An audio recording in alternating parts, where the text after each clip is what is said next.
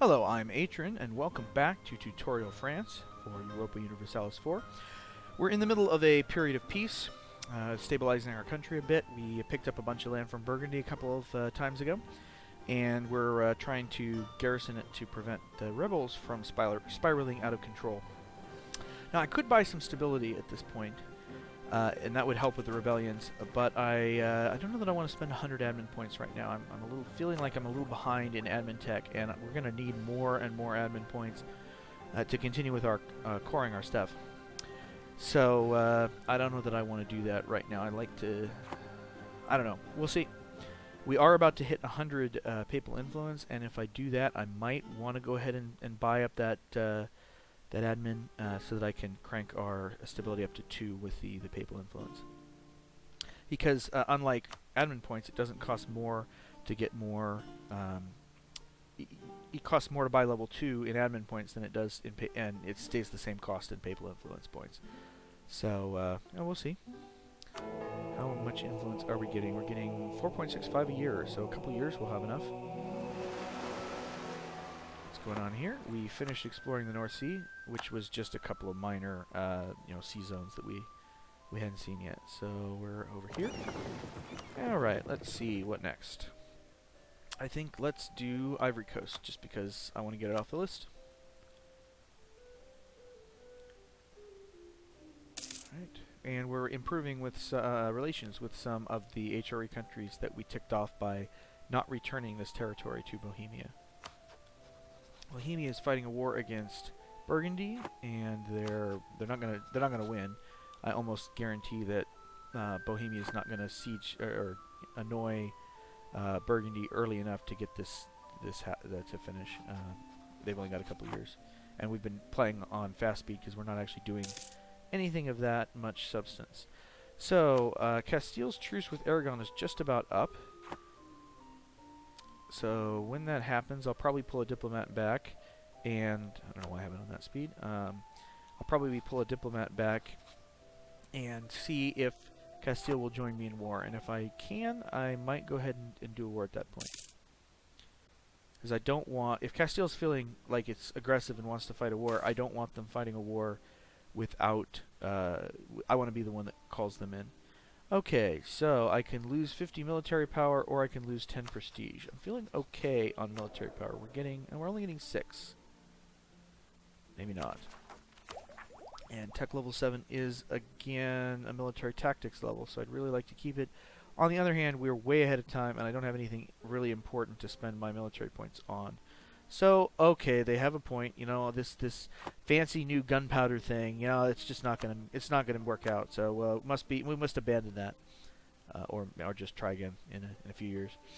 We have now built barracks in Paris.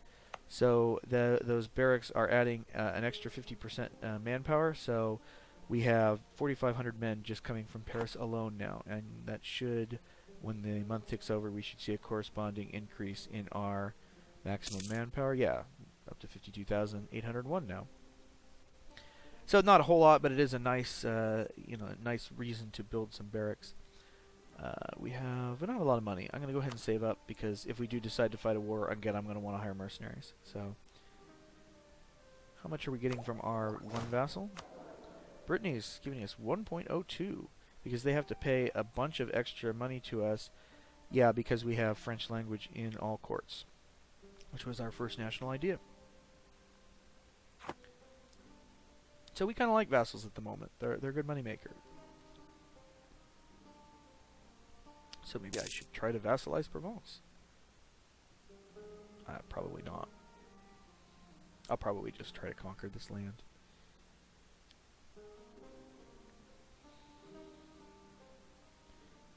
Alright, it's June now, so Palatinate's probably a bigger deal than Munster, so we'll go ahead and keep going in the Palatinate.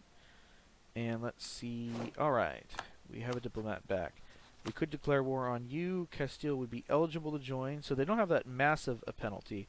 But yeah, they're still 444 in debt, so they're not that interested in joining yet. Austria is not willing to join, and never will be. They're not willing to join an offensive war because I called them in too recently in that Burgundian war we fought. but also they just like Austria too much. If you take out the 1,000 penalty, 32 and negative 60 still won't work. So they're not going to help us fight Aragon, but I'm okay with that. Oh yeah, Austria attacking Bohemia. I like this, but they may call us in, which I probably won't like. Well, if they call us in, I'm not moving my troops. My troops are needed. I've got rebel problems.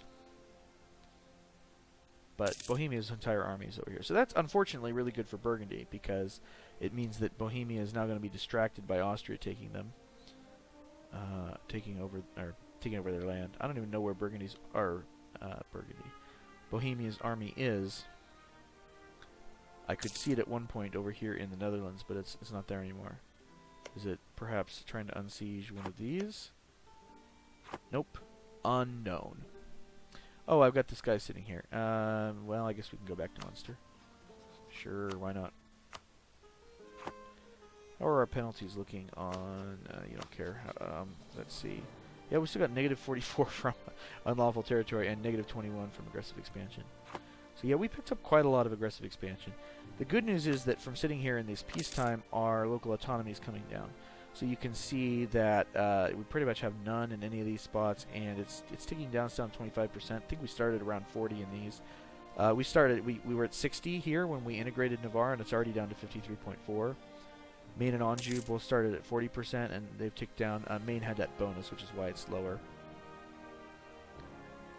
And of course, these two are high because we raised autonomy there. So peace is actually good for us in some ways. Yeah. Not that I necessarily want to be at peace, but, you know, it's where I'm at. Alright. I really... Yeah, it's going to be a few more. Oh, interesting. We've got colonial ventures. With the discovery of the New World, we have entered what looks like our greatest period of prosperity. Despite the immense wealth returning to us, allowing Louis XI to finance one of the most outstanding armies in the world, we have not been successful in creating a strong naval force, and his attempt to conquer the neighboring states has so far failed miserably. Says who? Says who? I just conquered a bunch of Burgundy. I conquered England. I conquered Brittany. What's this failure? There's no failure. But I can abandon the idea of naval supremacy, giving myself a penalty to diplomatic technology, which I don't really like. Or I could invest in the naval force, which will cost me extra money building ships for the next 10 years, but gives me a discount on diplomatic technology. So you're telling me I can trade money for Diplo points? Yes, I'll do that. Okay, great. And speaking of ships, what's going on? My keyboard had something wonky happen to it. No, they won't. Oh, it's because they're mothballed. Okay, so I'd have to unmothball the fleet in order to group the heavies together. I guess I can do that real quick. And we just picked up a new cardinal in the beginning of 1469. So let me grab these guys, unmothball, grab both of these, group them together, and re-mothball. Because I'm not going to be fighting a war just yet anyway. And the only two people that I'm worried about having the heavies ready for, really, you know, that if they attacked me, I'd want them at full maintenance, is England and Castile. And I really don't think either one of those is going to attack us. Castile's our ally at the moment, more interested in killing Aragon, and is in massive debt, so or was the last time I looked at them. Yeah, I think 20 is enough with the Palatinate. Just enough to offset some of those penalties. Alright, it's 1469, so we've been now playing the game 25 years. So let's pause for a moment and take a look at how we've come on our high-level goals. So goal number 1 was to take back the lands, or take the lands that are modern France. And we've actually done pretty well here. We have reclaimed all the land that England had. We have vassalized Brittany, so they are basically going to be part of our land. I might even be able to integrate them right now. It's getting close to the time. But I'm not going to do that until after we've got our Diplotech 7. Yeah, so I picked up this land from Provence. I picked up some land from Burgundy. So it's going pretty well. I mean, we still need probably Artois, Cambrai, Rethel, Metz, Lotharingian, Alsace, these three, and Savoy. So we still got a ways to go, but we're making good progress, and I think it's going quite well. So, you know, that's good. On the second goal, which was colonize North America, well, we're getting ready to colonize. We're about 6 or 7 years away now, probably. Not sure exactly. And as you can see, we've discovered some mysterious land over here that we don't really know what it is, but you know there seems to be some land over here. So you know, we're getting into the exploration phase of the game, and I don't think anybody else is even close. Yeah, Spain has no ideas whatsoever. Portugal has one idea. They have the colonists. So they have a colonist ready to go. They are probably colonizing. This is what is this? It's not the Canaries. It's Cape Verde. They're colonizing Cape Verde. They are almost always the ones that colonize Cape Verde because their initial explorer uncovers it. And then as soon as they get the colonists, unlike me, I had nowhere to send the initial colonists. They have somewhere to send the colonists. So they'll pick this up, and then they'll either go down here to West Africa, or they'll come across here to Brazil. Most often, well, either one. I've seen them split about half and half. Fortunately, I don't care about really either of those. I don't want them to come over here into Amazonas and the Caribbean. But you know, we'll deal with that if it happens. And then the third goal was to build a European empire, and you know we haven't really started that. That was more a high-level goal, or a long-term high-level goal. But you know the first priority is getting ourselves unified as France. So we'll start to take a look at that probably in another, I don't know, it's probably going to be 50 years before we're really ready to start making a big push into you know the rest of Europe. So let's continue. Why was I pulling this diplomat back? I've already forgotten. No. Did I had some kind of some reason? Maybe it was to check. Yeah, I think it was to check how happy Castile would be about going to war. No, they've still got a massive amount of debt. So I'm not in any danger of Castile going to war itself unless somebody declares on them. So I have the diplomat free. Let's go ahead and top off relations with the Papal States. Liège has given up. Yeah, so Liège has only ceded. Okay, so Burgundy took one province. They only took Liège. They did not take Lune. It was kind of a wasted war, but maybe they didn't want to take too much aggressive expansion. We have our claim against Provence. Yeah, we know about that. I guess I should have looked at what else that peace treaty involved. Probably money. How much prestige? Yeah, see, Burgundy's still negative prestige, so they're still at risk of losing all this if they lose their king. Unfortunately, he's not old enough to die yet. But that did give them a peace treaty. Let's check their aggressive expansion. It's not great, but ours is higher, so... Oh, not with Liège, it isn't. How high is ours over here? No, it's lower. So they hate Burgundy more than us, so they will not coalition us as long as Burgundy has more aggressive expansion than we do. Of course, neither of us is above the threshold, so it really doesn't matter. It was a pointless exercise. So we're going to go ahead and now claim Avignon.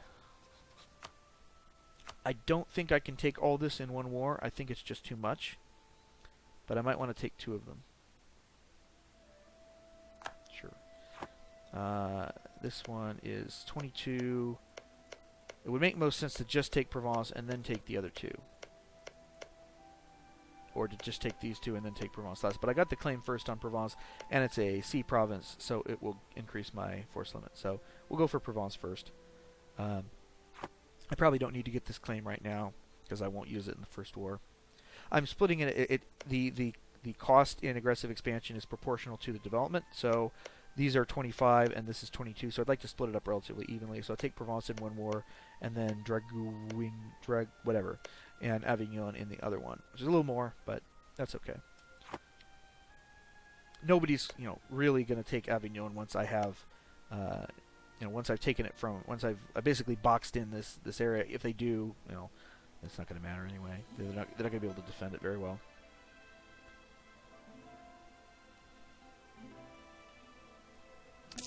All right. So I'll speed back up to 4. We're waiting on some of these rebels to fire. So next year, there's Austria annexing another one of their vassals. I don't actually mind that. Oh, lots of stuff happening. Oh, wow. Did somebody... yes. Somebody forced Utrecht to release Gelre. Well, sorry. It was a nice time while it lasted there, Utrecht. And Muscovy and Lithuania. Whatever. Don't care. Oop, England did something that I accidentally canceled by mistake. They allied the Hansa. No, East Frisia. I don't know if East Frisia even existed before. Or they allied Tyrone. I don't know. I don't really care which. Okay, Enrique died already. Oh no, here we go. Queen Isabella de Trastamara and King Enric. So, if I want to do this Iberian War thing, I really need to do it now. But I don't think they'll join me. Well, I may have missed my opportunity. There's an event that fires that causes Queen Isabel potentially to take the throne, and that event fired for Castile. So that's the Iberian wedding didn't used to happen so often, but they added there's a special Women in History patch that added a bunch of events that involve women in history, hence the name. There's one that will spawn Queen Elizabeth in England. There's like a military ruler in Italy that apparently, basically was a military leader, which was very unusual for her, for that time. Of course, women were mostly not allowed anywhere near the military. But this woman, was a noble woman or head of one of the countries or something. Ended up marching into battle, and the enemy had taken her sons prisoners, and they threatened to kill the sons if she didn't surrender. And she basically said, screw that, I can make more, and flashed her, naughty bits at the enemy and ordered the charge anyway. I think they surrendered. I guess they decided they didn't want to mess with her. Anyway, so because of that, there's an event that spawns Queen Isabella, and that will tend to cause the Iberian wedding to happen more often than not, because most rulers are kings. Now, we could just arrange for Enric to die right now. They'd both be queens at the same time, but that's not going to happen. He's way too young, and I can't do anything about it anyway. I don't have a spy assassin mission to kill the opposing king. So we basically wasted our time rivaling and getting that claim. The Iberian wedding will probably happen within a few months. I don't know if it'll happen, actually, if I go to war against Aragon right now. So that is one option. I could, but the problem is that it won't matter. Even if I drive their prestige down, the king of Aragon won't have a chance to die in time for Naples to get free. So unfortunately, we're going to be competing pretty hard against Castile, and that's really unfortunate. But that's the way the ball bounces. So let's just go ahead and let it run. What happened? Yeah, we've got the opportunity to take an idea. We do not want to take that. We want to take Diplotech for a while. So East Frisia and England, Portugal and Castile. I don't think it's even worth starting a war at this point. I was hoping to at least get a humiliation war out of this, but I don't think it's going to happen. If the Iberian wedding hasn't happened by the time I break again, I will go off and look up on the wiki whether it can firewall Aragon's at war. But I don't think I'll even get the chance. Alright, Lithuania declared war on the Golden Horde. Military expansionism ended. I don't really mind that. How much? What are we down to? We're still at 1.2. We've been at 1.2 forever. That's because I keep pausing the game. Alright, well, Castile still wants a royal marriage. You keep tanking my legitimacy doing this. She's 21. That'll last a good long time. Except it'll probably get broken as soon as they rival me. Yeah, come back here. Maybe I just want to try this war anyway. Will Castile join now? Or are they still in debt? They just can't get out of this debt. Just can't get out of the debt. I could send them some money, but I really don't feel the need to do that. Got a lot of trust in me. You know, I could probably start the war. And if well, I don't have my mercenaries made or anything like that. I really should just let it go, but you know, I'm having trouble. I really want to weaken this Iberian bloc. All right, diplomat's done there, so I should send this guy off somewhere else. I don't have a CB on England, but it won't be hard to create one. I may end up basically switching tact and actually going after England in just a humiliation war. I don't think England has very strong allies. East Frisia, who cares? The Hansa, don't really care. The Hansa has a good naval fleet, which will make things more complicated. This war is not going on anymore, so let's go see if we can find the English fleet. And I need to do something with this diplomat. Who likes us? Who likes us? Liking mode. Alsace doesn't like us. Well, I want Alsace to like us. So let's do that.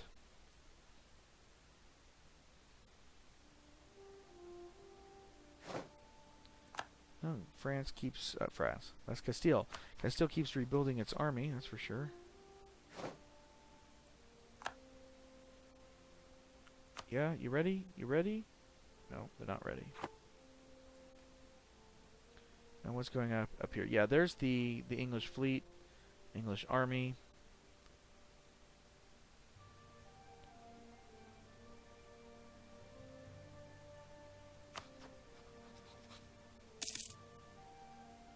Yep, no.